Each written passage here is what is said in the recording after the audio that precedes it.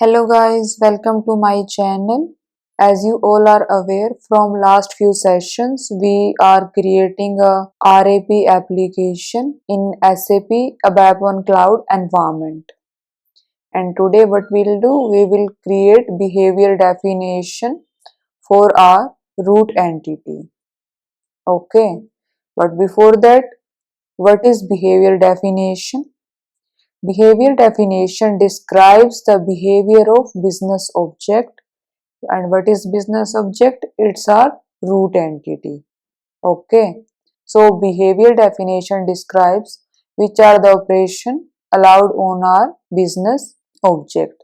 For example, create, update, read, delete. So what are the operation we can perform? So that behavior we will define in our behavior definition. Okay, so these are the few points which you need to remember. Business object always has same name as its root entity. You are not allowed to change it.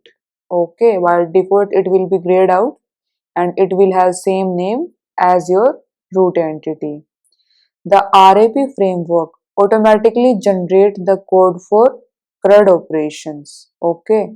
So for this CRUD operation, automatically code will be there in our behavior definition. Based on behavior definition, RAP framework determines whether scenario is managed or unmanaged. So this we can select while we are creating our behavior definition. And business object can have only one behavior definition. So it's not like that we can create multiple behavior definition for one business object. It can be only one. Okay, it's all about the behavior definition in RESTful application programming. So yeah, without wasting much time, let's continue with our practical part. Let's go to our root entity, which is this one. Okay, ZHA travel 1. We need to right click on our root entity and we will select new behavior definition.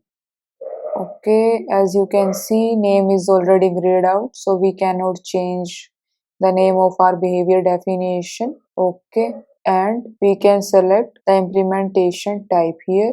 We will continue with the managed one. Okay, click next, finish. So yeah, this is the basic structure of our behavior definition. As you can see, we have all the entities here: travel, booking and booking supplement. So all the entities are visible in our behavior definition. What we need to do now, we need to provide the alias name for our entities. For example, for travel, I will provide the alias name travel, and for booking one, let me just provide the alias name as booking. Same we need to do for the booking supplement entity, booking SUPPL. Let's add the table names here. For example, we want to save data in our table demo travel. Demo travel N. Okay. If you noticed here, we have written strict 2. So it denotes the SAP guidelines which needs to be followed for the development. Okay. So if we don't follow the guidelines, we will face issues when we activate this behavior definition. So it is mandatory.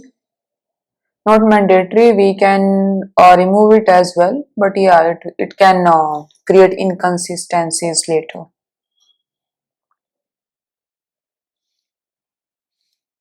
Then we have log master, it handles log unlog. It is for synchronization access of this data, and for what this etag is for, it's like a timestamp. So it stores the time at which we are creating the data. So that is useful for logging purpose. For example,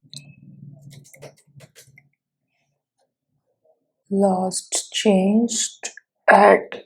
So here we are telling the system to create the CRUD logic for us.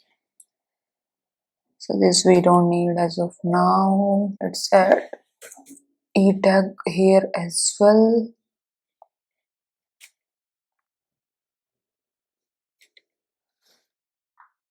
Okay, alright. Then this one here we don't want booking ID as read only. Let's just remove it. Fine. So here we can just update and delete the booking entity because creation will happen with the travel. So if we have travel line for our BO, then only we can create the booking one. Let's remove this. Let's save and activate. As you can see, it is activated. Now let's run our service binding. Travel, open Fiori. Click on go.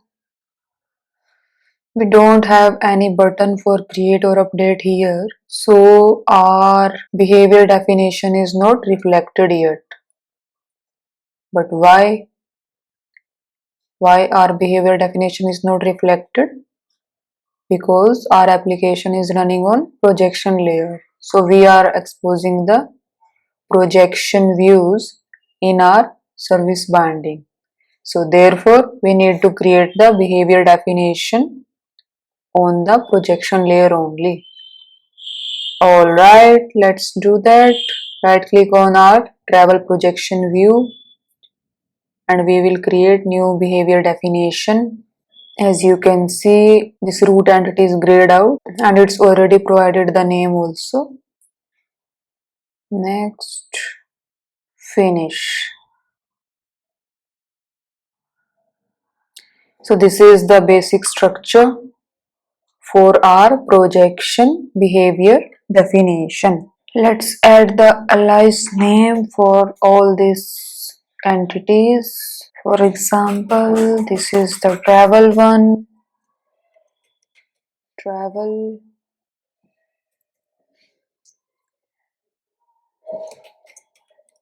booking, booking supplement,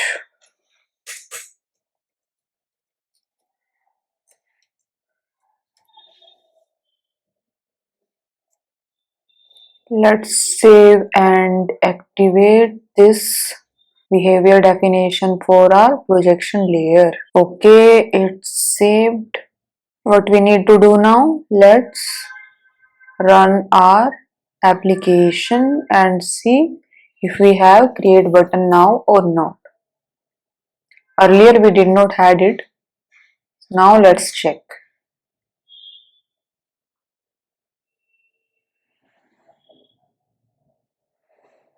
Yeah, you can see we have the create option enabled now. Let's click on go.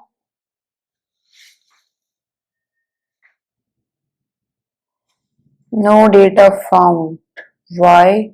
Because we did not created this implementation class. Okay, so at least we need basic implementation to see the data through our application. So let's do that.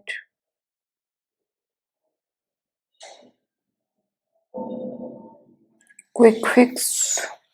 So when we click on quick fix, it's asking us to create behavior implementation for the class. So that's what we need to do. Let's do that. This is the behavior implementation we need to create. Okay, click next. Click on finish. Okay, this is the basic structure of our class. We will not do anything. We will just save and activate it. Okay, so let's save and activate. So this was the before part. We were not able to see any data. Okay, so now let's try it again. And yes, you can see our data is visible. And you can see once we select the lines, the delete button also enabled. So our CRUD operations are there now. So yeah, that's it for this video. We will continue our wrap journey in the next video. Till then, bye bye. Thank you.